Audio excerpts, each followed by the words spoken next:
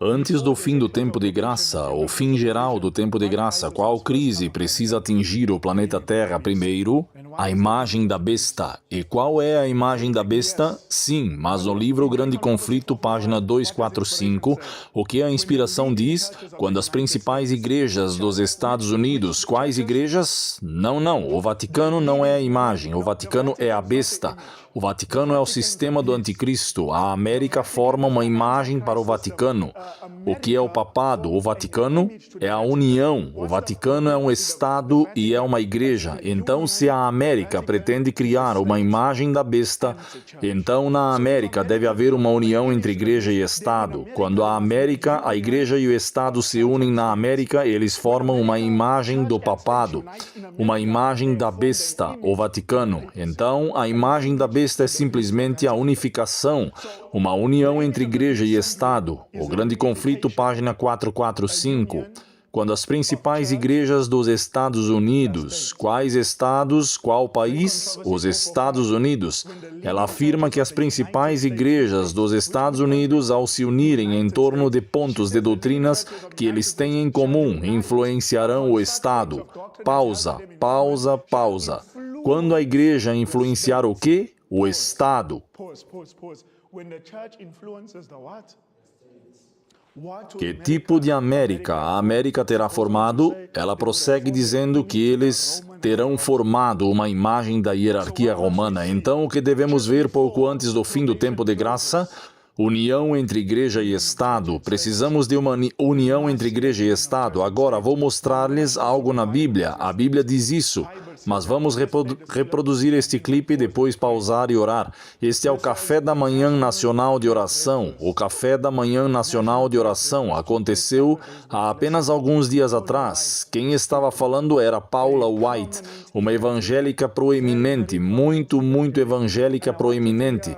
Eu quero que vocês escutem as palavras de Paula White sobre o senhor Donald J. Trump, o presidente Trump. Escutem.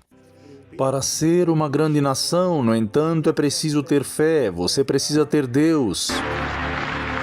As orações fortalecem, a oração cura, a oração dá poder e a oração salva. Em termos simples, a oração é o superpoder da América. Vamos rededicar a América como uma nação sob a proteção de Deus. Posso afirmar, sem hesitar, que nenhum presidente na história moderna, ou talvez em toda a história, fez mais estrutural, substancial e sinceramente para elevar e proteger a liberdade religiosa. Pela primeira vez na história de nossa nação, a fé foi elevada institucionalmente por meio da criação do histórico Escritório de Fé da Casa Branca em nosso primeiro aniversário. Não um simbolismo, mas uma substância. Instalada na ala oeste, ela garante que as pessoas de fé sejam parceiras, essenciais no serviço aos vulneráveis, no fortalecimento das famílias, na defesa da vida e na formação da alma da nação, aqui e no exterior. O presidente compreende algo muito profundo, que a fé não é uma ameaça à liberdade, é o seu fundamento, que a oração não é sinal de fraqueza e que a liderança em seu melhor presta contas não apenas ao povo, mas também a Deus. Numa época em que a fé está sob pressão em todo o mundo, este presidente se posicionou sem vergonha, defendendo a liberdade religiosa em casa e no exterior, defendendo os crentes perseguidos e afirmando que os Estados Unidos serão sempre uma nação onde as pessoas são livres para adorar, livres para se expressar e livres para viver de acordo com a sua consciência.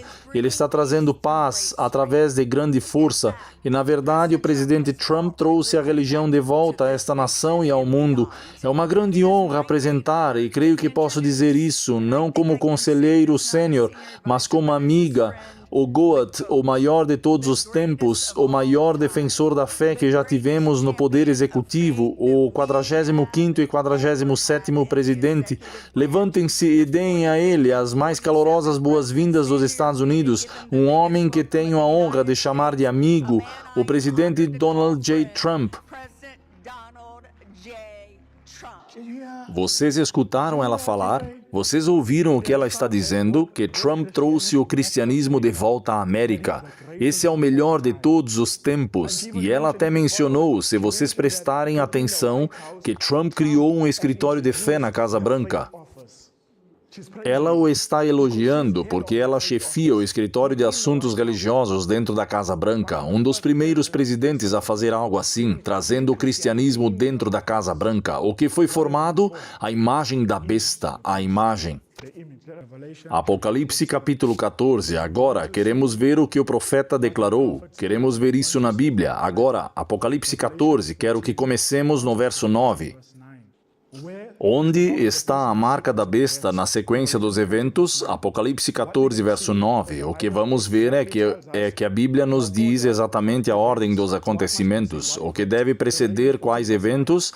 Apocalipse 14, verso 9, diz: E o terceiro anjo seguiu dizendo em alta voz: Se alguém adorar a besta e a sua imagem e receber a sua marca na sua testa ou na sua mão, também esse beberá do vinho da ira de Deus, que se derramou sem mistura no cálice da sua ira, e será atormentado com fogo e enxofre diante dos santos anjos e diante do Cordeiro. Este é um aviso terrível. Agora minha pergunta é esta: o que é essa ira de Deus? Porque a Bíblia diz que se alguém adorar a besta, essa pessoa receberá a ira de Deus. O que é a ira de Deus? Apocalipse 15, verso 1.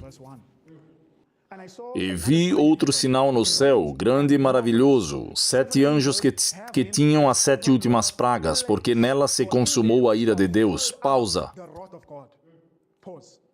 Onde se encontra a ira de Deus? Pergunta. Antes que a ira ou as 7 pragas possam vir, o que deve preceder a ira de Deus? O que deve preceder as 7 pragas?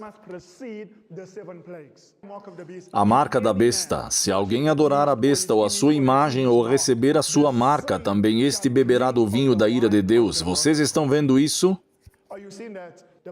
A Bíblia está simplesmente dizendo isto. A marca da besta precede a ira de Deus. E a ira de Deus são as pragas, as 7 últimas pragas. Então vocês podem perguntar, a marca da besta e a imagem da besta estão relacionadas? Eu pergunto se a marca da besta e a imagem estão relacionadas? Estão relacionadas. Acabamos de ler Apocalipse 14, verso 9. Se alguém adorar a besta e a sua imagem ou receber a sua marca na mão direita ou na sua testa, também este beberá do vinho da ira de Deus. Então a pergunta é, elas estão relacionadas? Sim, elas estão relacionadas. A imagem da besta e a marca da besta. O que ambas têm em comum? A besta. E o que é a besta? Quem é? O papado, Roma. Então o que estou simplesmente dizendo é que o que a Bíblia ensina e o que a profetisa ensina é idêntico. É idêntico, idêntico. Agora, eu quero que vejamos tudo o que vemos nesta formação da imagem da besta. Tudo o que vemos nesta união entre igreja e Estado está acontecendo. Escutem o discurso do Sr. Trump. Não conseguimos reproduzi-lo na íntegra, no culto divino. Agora escutem o Sr. Trump falando no café da manhã de oração. É um pouco longo, mas escutem. A religião está de volta, mais forte do que nunca. Quero dizer, preciso dizer, sabem, eu fiz mais pela religião do que qualquer outro presidente, porque não muitos presidentes fizeram muito pela religião. Quero dizer que eles se esquivaram, eles querem ser neutros ou contra. Sabem, os democratas são contra. Eu não sei como uma pessoa de fé pode votar em um democrata. Eu realmente não sei. Quando os cristãos são atacados, eles sabem que serão atacados violentamente e cruelmente pelo presidente Trump. Eu sei que não é uma coisa boa, mas é assim que as coisas são. Alguns políticos importantes se recusam a dizer a palavra de Deus. Eles não querem dizê-la. Eu digo que somos dotados de nossos direitos sagrados, a vida e a liberdade, não pelo governo, mas pelo próprio Deus, o Todo-Poderoso, para ser uma grande nação. No entanto, eu penso, e posso estar errado, mas não acho, porque tenho observado e estudado muito, que é preciso ter religião, é preciso ter fé, é preciso ter Deus, e felizmente, enquanto nos reunimos hoje, há muitos sinais de que a religião está voltando. E agora não são mais sinais, está simplesmente voltando, está voltando com muita força. Vocês sabem, suas igrejas estão lotadas, vocês não viam isso há 2 anos, mas as igrejas estão voltando mais fortes do que nunca. Ninguém nunca viu nada parecido, na verdade. As igrejas estão voltando mais fortes do que nunca, ninguém viu nada parecido, na verdade.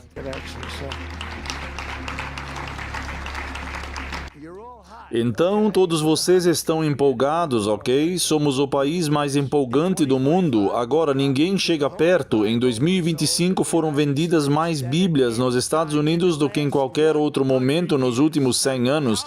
E aí, o que acharam? Sabiam disso, senhor presidente? O senhor Johnson é uma pessoa muito religiosa e não esconde isso. Às vezes ele me pergunta na hora do almoço, senhor, podemos orar? Eu respondo, com licença, estamos almoçando. Para mim, tudo bem, mas ele é uma pessoa muito religiosa, popular e está fazendo um trabalho incrível, então acho que Deus está cuidando dele. Pause aí. Aí estava o senhor Trump. Ele está dizendo agora o que é verdade, que foram vendidas mais Bíblias nos Estados Unidos em 2025. Quase o mesmo número de exemplares vendidos, isso é verdade, nos últimos 100 anos. Nunca foi vendido tantas Bíblias, nunca houve um aumento tão grande no cristianismo. Será que isso indica que a imagem vai ser formada agora? Eu me pergunto. E quem ele mencionou? Ele mencionou um nome, Mike Johnson.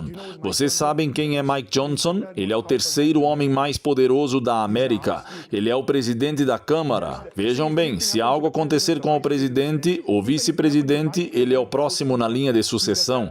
E, aliás, o vice-presidente J.D. Vance, qual é a religião dele? Católico romano. Mike Johnson, qual é a dele? Evangélico. Esses são os homens mais poderosos da América. Eles estão impulsionando a América em direção à formação da imagem. Agora deixem-me dizer isso.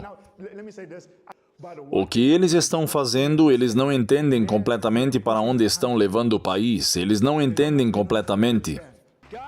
Deus está cuidando dele, eu não sei sobre mim, então eu ando com ele porque me sinto um pouco protegido. Nos últimos 12 anos, nos últimos meses, os jovens americanos têm frequentado a igreja quase 2 vezes mais do que há 4 anos atrás. Em muitas igrejas, vocês veem as estatísticas, quero dizer, as pessoas estão falando sobre isso. A esquerda radical não está feliz com isso, muitos democratas não estão felizes com isso.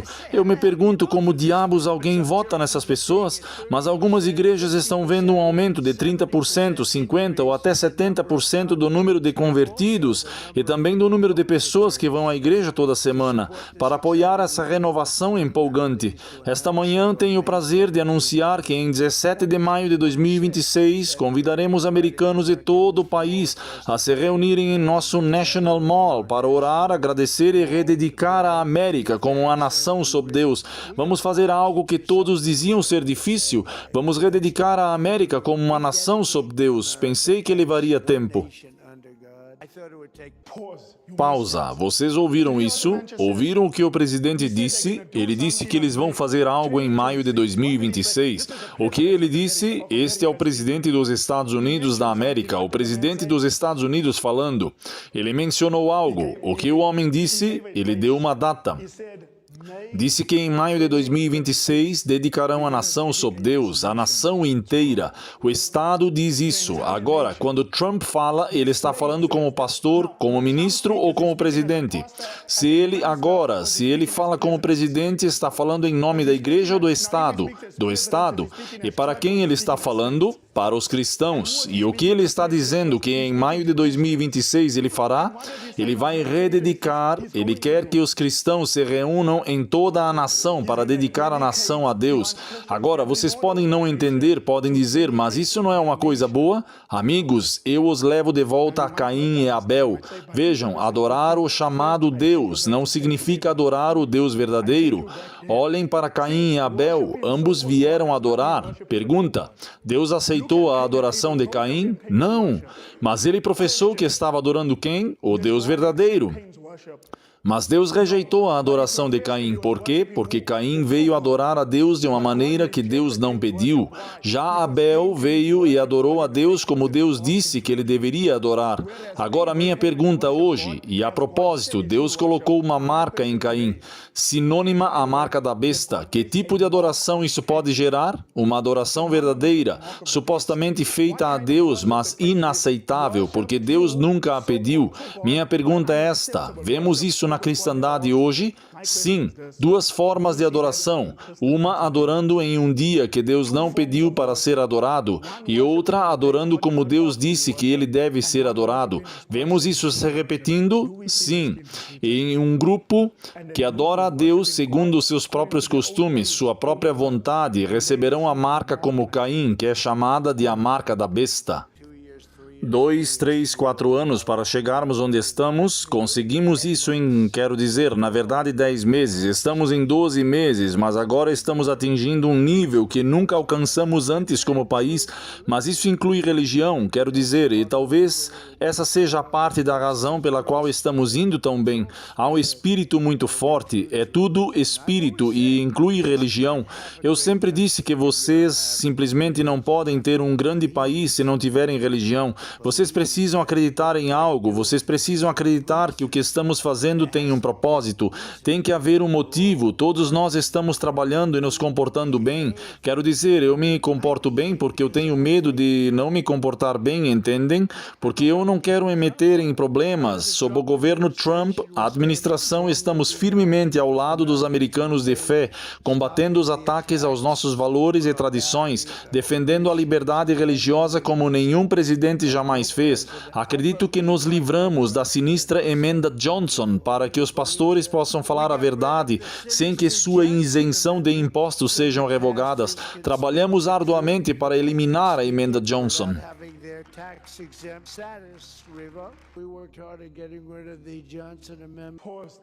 Pausa. Vocês ouviram o que o homem disse sobre o que eles eliminaram? Agora, não tenho os artigos aqui, já abordamos isso anos atrás, quando Trump se candidatou à presidência pela primeira vez e prometeu aos cristãos que, se votassem nele, revogaria a emenda Johnson. Agora, vocês sabem o que era a emenda Johnson? A emenda Johnson impedia que ministros cristãos na América, evangélicos e todos os ministros se manifestassem em defesa da política, ou seja, que incitassem as pessoas em uma determinada direção em relação ao Estado, praticamente silenciando-os. Em outras palavras, eles não podiam falar de política na congregação, não podiam fazer isso. Em outras palavras, eles não podiam se manifestar de forma a influenciar o Estado, se é que me entendem. Por exemplo, quando digo influenciar o Estado, quero dizer que eles não podiam incitar seus fiéis a votar em determinadas pessoas. Eles não podiam, caso contrário, a isenção de censura seria revogada. Então, quando Trump se tornou presidente, o que ele fez quando foi eleito pela segunda vez foi revogar a emenda Johnson, que agora permite que os membros da igreja se manifestem livremente sobre política, sobre em quem votar, sobre leis que devem ser impostas. Eles agora podem se manifestar livremente. Não há censura para eles. E Trump estava lembrando-os. Consegui revogar a emenda Johnson.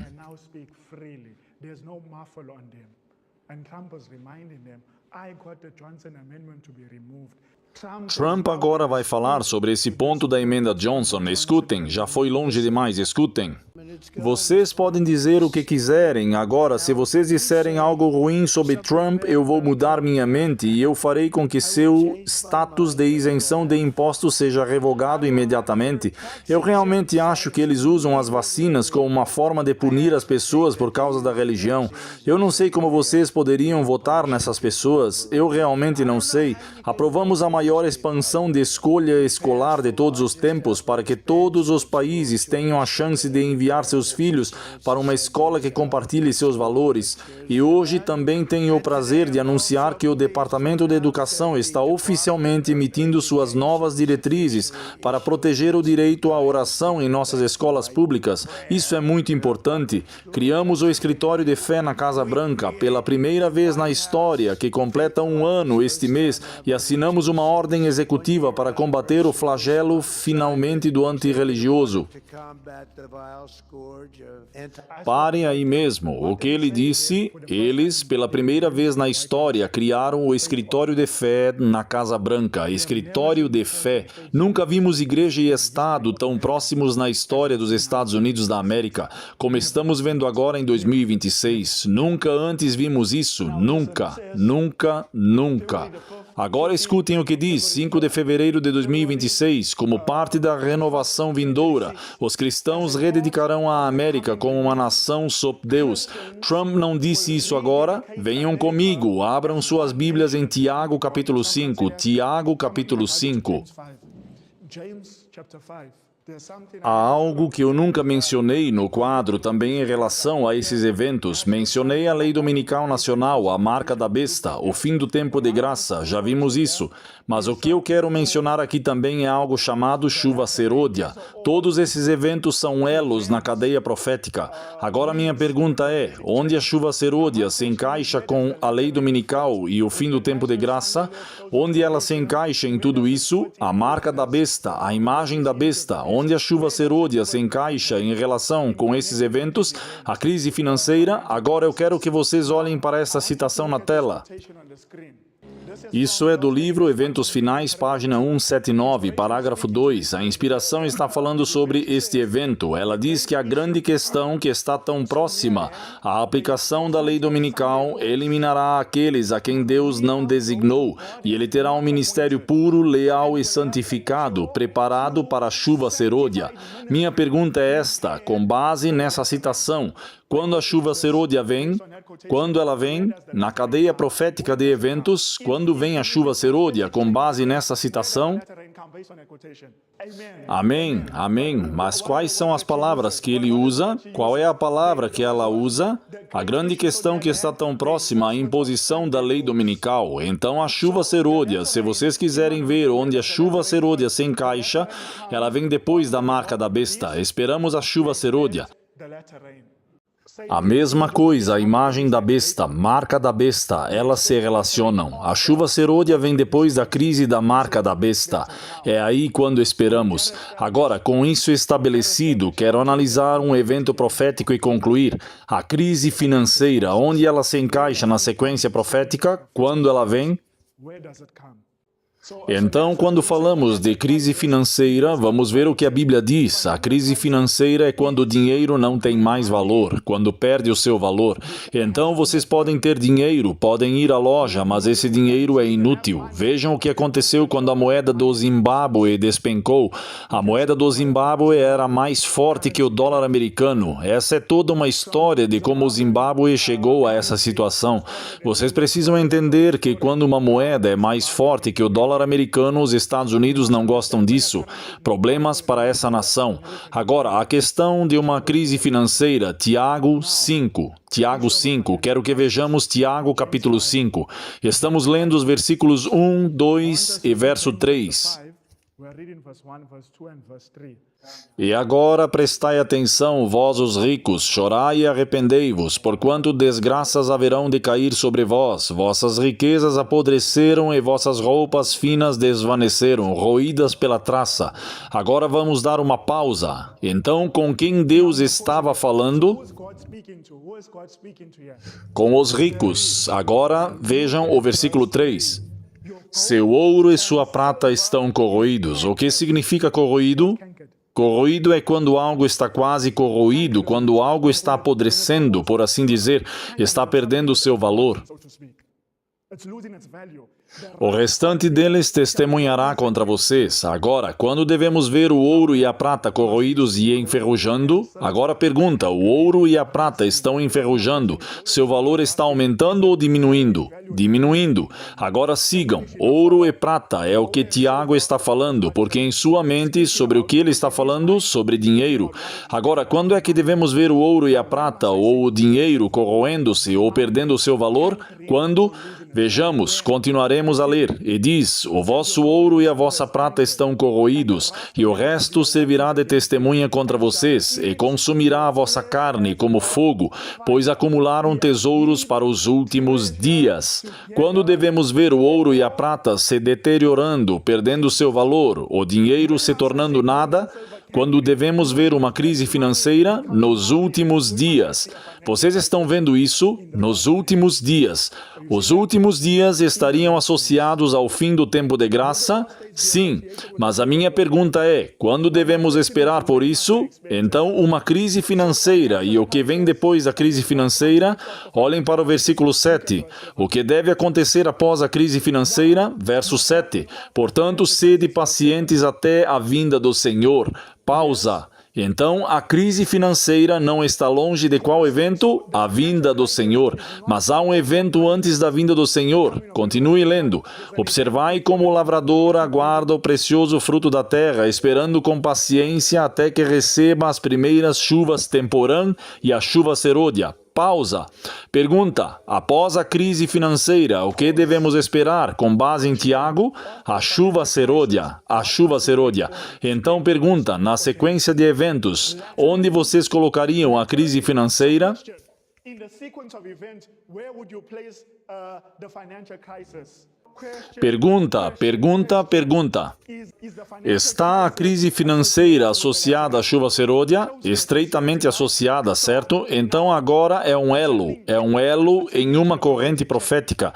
Então a chuva serôdia acontece aqui. Então pergunta, vocês colocariam a crise financeira depois da chuva serôdia ou antes? Baseado na Bíblia, é antes. Agora minha pergunta é, devo colocar a crise financeira aqui? Depois da marca da besta ou antes? Essa é a minha pergunta. Antes. Agora, a resposta está no livro Grande Conflito, página 589 e 590. Ellen White explica. Ela diz, aqueles que apresentarem as reivindicações do quarto mandamento serão considerados perturbadores do povo. Ela diz que serão declarado que os homens estão ofendendo a Deus pela violação do sábado dominical e que este pecado trouxe calamidades que não cessarão. Então ela continua dizendo que as pessoas estarão tão iludidas que acreditarão que a imposição do domingo restaurará a prosperidade temporal. Pausa. O que significa restaurar? Você está inventando algo ou consertando algo? Restaurar significa consertar. Se você restaura a prosperidade temporal, pergunta, o que aconteceu com ela? Se você restaurá-la, ela deve ter quebrado e entrado em colapso. Mas em ordem, sigam. Se eles vão restaurar a prosperidade temporal, o que eles acreditam que restaurará a prosperidade temporal? A imposição da lei dominical. Então pergunta, se eles acreditam que vão restaurar a prosperidade temporal, eles precisam aplicar a lei dominical. Então, onde está a lei dominical? Em conexão com a crise financeira, onde ela se encaixa? A lei dominical vem primeiro para depois restaurar a prosperidade temporal ou é a crise financeira que vem e a lei dominical vem para restaurar a prosperidade temporal? Qual é a resposta? Crise financeira, sim. Crise financeira, sim. Crise financeira, sim. E então o que vem depois? Porque a lei dominical vem para restaurar a prosperidade temporal. Financial crisis comes to restore temporal prosperity. Uma vez que a lei dominical entrar em vigor, o que devemos esperar? O que vem depois da lei dominical? A chuva serôdia. Depois da chuva serôdia, o que devemos esperar? O fim do tempo de graça e a ira de Deus. Esses são elos na corrente profética. Minha pergunta é, onde estamos? Em relação à crise financeira, onde estamos? Observem, escutem. Quando isso foi divulgado, 29 de janeiro de 2026, há apenas alguns dias atrás, o dólar americano acaba de cair para o seu nível mais baixo em 4 anos. Eis o porquê. O que está acontecendo com o dólar americano está colapsando. A partir de 2026, estamos mostrando apenas o que acontecerá em 2026. Em janeiro de 2026, o dólar americano está colapsando. Vejam, o dólar se tornou uma motosserra quebrada. O que isso significa para vocês? Vocês entendem que todas as moedas do mundo estão ligadas ao dólar americano? Todas as moedas, não importa qual seja. Se a moeda americana cair, adivinhem, o mundo inteiro afunda junto com o dólar americano. Eu me pergunto se em 2026 veremos a formação da imagem. Vemos uma união entre igreja e Estado se aproximando cada vez mais. O senhor Trump disse que em maio de 2026 trará a nação com a igreja e Estado. E como presidente vamos dedicar esta nação de volta a Deus. Em 2026 estamos vendo o dólar americano colapsando. Eu me pergunto se estamos chegando ao limite. Eu me pergunto. Quando ele afirma que vamos dedicar a nação de volta a Deus, isso significa que o Estado está dizendo que vai dedicar, ou basicamente o Estado vai fazer com que a nação se torne cristã. Em outras palavras, vamos fazer desta nação uma nação cristã. Agora, o que isso significa? Porque é o Estado dizendo que vai trazer o povo de volta a Deus. E diz, a revista The Economist Times alertou que uma forte queda do dólar americano poderia desencadear uma recessão global, não apenas nos Estados Unidos, mas isso pode afetar o mundo todo. Novamente diz, eu quero que vocês acompanhem, amados, escutem, escutem, escutem, escutem. Vamos reproduzir esse trecho, escutem, falando sobre o dólar americano. É difícil exagerar a magnitude e a rapidez da queda do dólar americano. O valor do dólar afeta tudo, desde o preço de um iPhone vendido no exterior até quanto você terá que pagar por aquela viagem de verão para a Europa. Essa história é sobre a comunidade global perdendo a confiança no dólar americano e abandonando silenciosamente ativos americanos, mas este governo parece não se importar com isso. Pausa. O que eles estão falando sobre o que está acontecendo com o dólar americano? Que está em colapso. O dólar americano está colapsando. Agora, qual nação estudamos no culto divino? E vimos paralelos com os Estados Unidos e até mesmo com o que está acontecendo entre os remanescentes. Qual nação analisamos durante o culto divino? Alemanha. Hitler. Lembrem-se de que falamos sobre Hitler. Lembrem-se também que estamos estudando qual nação é a porta de entrada para a Europa.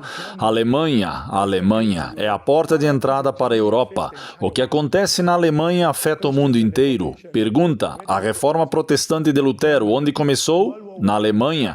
Primeira Guerra Mundial, qual nação começou a Primeira Guerra Mundial? Quando a Alemanha entrou em guerra, o mundo inteiro entrou em guerra. Alemanha. Segunda Guerra Mundial, qual nação entrou em guerra? Alemanha.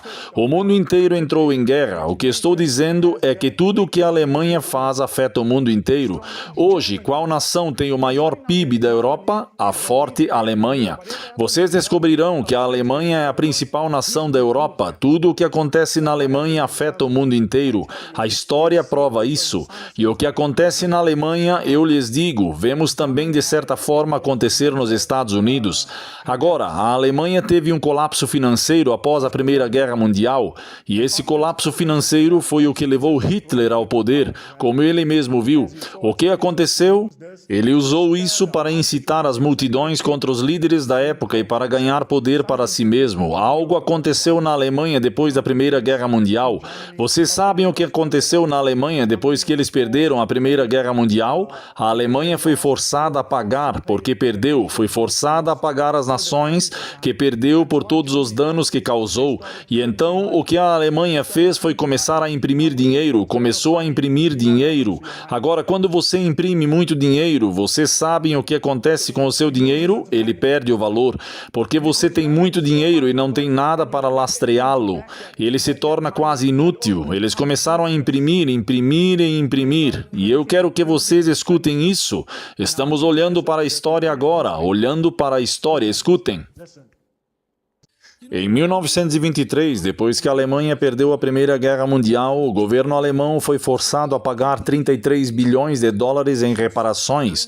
1923 foi desastroso para a Alemanha. Naquele ano, tropas francesas e belgas entraram no país para forçar os alemães a pagar. Os aliados apresentaram a tabela de pagamentos de Londres, a fatura final das reparações de guerra, que esperavam que a Alemanha pagasse. O total negociado pelos alemães em relação às ofertas anteriores era de 132 bilhões de marcos. Pausa. Quanto eles tinham que pagar? 132 bilhões de marcos. E o que a Alemanha fez depois disso? A Alemanha começou a imprimir dinheiro, muito dinheiro, sem saber, enquanto colocavam toda essa quantia em circulação, que o marco estava perdendo o valor. Tornou-se inútil. Agora escutem. Devido ao enorme custo das reparações a serem pagas em ouro, não havia mais lastro para o marco. À medida que o marco perdia valor, o governo imprimia mais dinheiro. A classe média alemã foi a mais afetada. As pessoas recebiam seus salários pela manhã e tinham malas cheias de notas e precisavam correr para as lojas, pois na hora de comprar seus produtos, sua comida, os preços já haviam subido. Um pão custava 2 bilhões de marcos. Um quilo de manteiga custava 2 trilhões de marcos. Desemprego, fome e um futuro sem esperança marcaram a situação. A República de Weimar para o povo alemão. Vocês entenderam isso? Vejam, o que aconteceu com o Zimbábue, a mesma coisa aconteceu com a Alemanha. Eles continuaram imprimindo, imprimindo e imprimindo até que a moeda do Zimbábue perdeu seu valor. E para comprar um pão, as pessoas tinham que ir com carrinhos de mãos cheios de dinheiro só para comprar pão. Agora vocês perguntam por que você está mencionando isso? Porque a história sempre se repete. A história é uma grande professora, uma professora excelente. Agora a pergunta: Very great teacher. Now question. se eu pudesse lhes mostrar uma nação que está com uma dívida de trilhões hoje e continua imprimindo dinheiro e está com uma dívida de trilhões, pergunta, o que vocês podem esperar com base na história que acontecerá com essa nação? Crise financeira. Vocês concordam comigo? Observem, observem, observem. Watch it. Watch it. 36 trilhões de dólares. Essa é a dívida, 36 trilhões. Quantos trilhões? 36 trilhões de dólares. Quem está em dívida com quem? Qual nação está em dívida? 36 trilhões de dólares? Qual nação? $6 trillion. Which nation? 36 trilhões de dólares, essa é a dívida. 36 trilhões é uma bomba relógio e, de acordo com o FMI, está fazendo mais barulho do que nunca. O Fundo Monetário Internacional emitiu um alerta direto. Sem exagero, a dívida americana é uma bomba relógio.